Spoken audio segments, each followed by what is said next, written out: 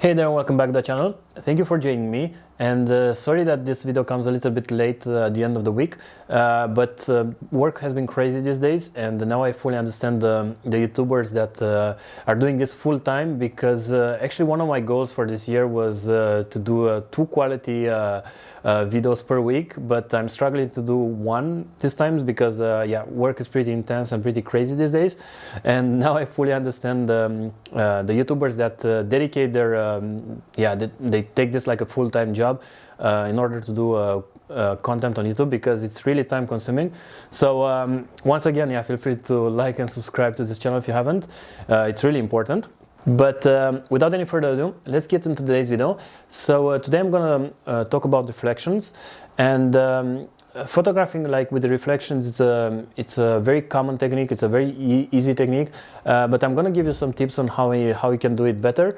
I'm gonna also edit a picture so you can see how to improve your picture with Lightroom. Simple, quick edit tips, and yeah, then I'm gonna give you some global tips on how to improve this technique and to get better at shooting reflections. So yeah, let's get in the video. The first tip would be like how to get a very clean and symmetrical and perfect reflection if you want.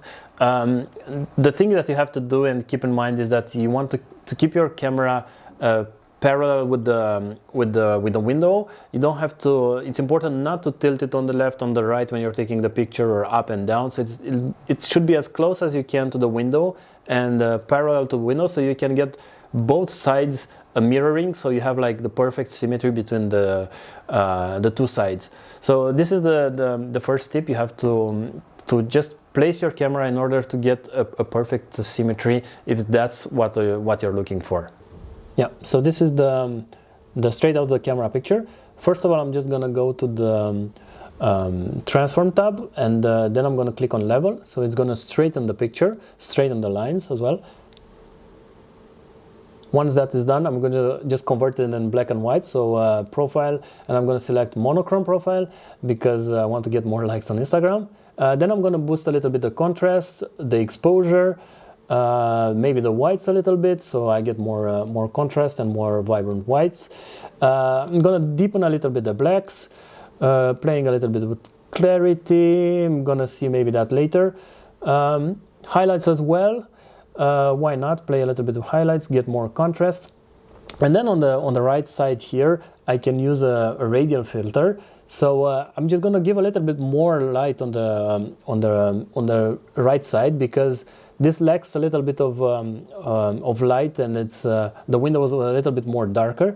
So I'm just gonna boost a little bit the exposure, maybe play with the whites as well, contrast. So I want to obtain basically a little bit the same light and the same mood that's on the real side, if you want. So I'm trying to make some adjustments on the shadows, on the whites, till I can get maybe like a same punchy feeling on the right side as well. Maybe give it some clarity, so you can see how the radial filter it's affecting just that part of the picture.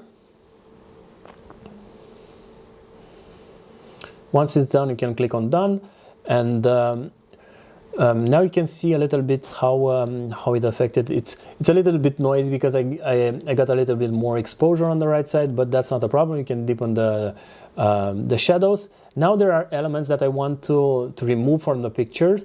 This is a technique that I don't use for my street photography. I use it for my clients when I do wedding photography or stuff like this, but I don't use it on the streets. However, it will help you, give you a more like a clean image if you want. Personally, I try to keep it as clean as possible and to get good shots in the camera. So I'm using brushes here to remove the objects that I don't like. I'm doing this like pretty simple and pretty quick in order for this video, for this explanation, but otherwise probably I will spend more time and do it more carefully. The option heal is selected, so basically I'm trying to remove all the distracting elements that are on the right side, and this will make a more clean image and a more easy to read image for the viewer, and you're gonna have like a more like let's say yeah, easy picture to read by the viewer. it takes time, it's time consuming, but you want to do it as careful as you can when you're doing this kind of things, because you'd like to have your picture as good as possible. Okay. Anyways, when I finished with removing the unwanted objects, I'm gonna just brush a little bit to give more to have an equal like distributions of light, if you want. So I'm trying to highlight a little bit the lines in the picture. This is gonna give a little bit more of a how to say, yeah, once again a perfect reflection or a clean mirroring of this picture. So I'm boosting a little bit of the highlights and just highlighting the white, the lines in the picture. I would probably spend more time and do it more careful, but this is for the sake of the video. So yeah, just highlighting a little bit the elements on the right side, so they match on the left side as well. Maybe some adjustments on the left side as well from the highlights and stuff like this. So at this point, these are just minor adjustments when I try to give more shadows, maybe to yeah, to try different editings. You see, it's a little bit too harsh now, and the shadows are a little bit too much. This is also a little bit bothering me, so I'm just gonna try to get it out, and then I'm gonna just one more time do some shadowing here, or blacks, or yeah, working, yeah, just a little bit, so you don't have that powerful whites. Exposure maybe a little bit, and shadows, and this looks a little bit better. But just keep in mind, this is a edit that I've done like just for the purpose of this video, so it's not like a final high-end retouch. Maybe a little bit of crop, so like to be perfectly symmetrical and look perfectly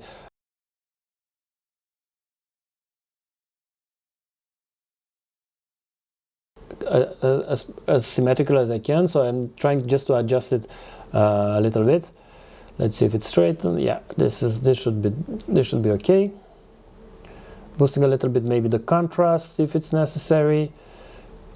Highlights, playing a little bit to see, just try to play and see how it affects your picture. And probably this is it. Maybe I'm gonna give a little bit more light on the lines here. And one more time, just gonna paint them a little bit. Yeah, it's a little bit too much. The brush is a little bit too large, but just keep in mind this is an example, and this is like a fast edit in order to show you how it works. There are still some things that need to be taken care of, but this is the picture. This is my this is the straight of the camera and the final picture. So there are still elements to edit on the picture, but I didn't want to take too much time and to do a longer video. But anyways, you can see a little bit how you can get a clean reflection, and how can you improve your picture in Lightroom using radial filters and the shadows and brushes and stuff like this. So yeah, hope it helps. Hope it maybe I don't know, you can use it for your work, or personally, as I said, I don't use it for street photography. I prefer to do this only for clients. I don't delete or add elements on my street photography videos, on my street photography photos, but I hope it helps, and yeah, if you have any questions, just drop me a comment. So my first tip was how to get that clean, perfect, symmetrical reflection. The second tip is it goes a little bit against the first tip. So if you want to try different things, sometimes less is more. And let's take these images, for example, that I took a couple of months ago. So I wanted to keep the subject in frame, but to keep only the reflection, and to send to the viewer a hint about what's going on. So not necessarily keeping the entire reflection, but play a little bit with subject, highlight a little bit of subject and the buildings in the background. So sometimes it works better if you don't frame if you don't get the full reflection. It really depends on you what you want to to get from the shot, and what you want to send to the viewer, and what's your idea behind. But sometimes just keep in mind that less is more, and you can get a better picture without getting the full reflection. The third tip that you can use it to improve your reflection game is get abstract. So sometimes you find yourself in the places when you don't have any subjects, or there's nobody going in the frame. So just feel free to get abstract and play with lights, play with lines, play with different reflection that can give different vibes and different results to your photo. So try to get abstract. Try to do things that are like more geometrical, more symmetrical, but just don't hesitate to get creative. Shot here that I took in Brussels a couple of months ago. Actually, I was trying to get a clean reflection from the people that are passing behind me, but at a certain point I realized that it's another mirror there. So I tried to get a couple of shots, and then it was lucky. I was lucky. It was pure luck. I just got this shot, and you see that the picture is more abstract, and the main subject is missing the head, but you have two heads on the sides. So sometimes try to get abstract. Sometimes luck plays a role in this, plays a part in this. So the fourth tip now, reflections are good because you can create depth to your pictures. So the more layers you have on the pictures, the more profound your picture is, and the more depth you have. So try to get layers in the picture, try to get more depth, try to use reflections, not necessarily to get a reflection, but try to shoot through a window, and it allows you to have like two separate layers. One is the reflection, and two is basically your main subject. So, or even more layers, but try to get as many layers in your picture. The more layers you get, the better the picture is. And this is a thing that it's gonna take a little bit time to practice, but once you're getting layers in the picture, your picture will be improving a lot. Also try to use leading lines in your pictures. Try to use the lines that you have from reflections to lead the viewer's eye or the viewer's view to the subject. So this is my fifth tip.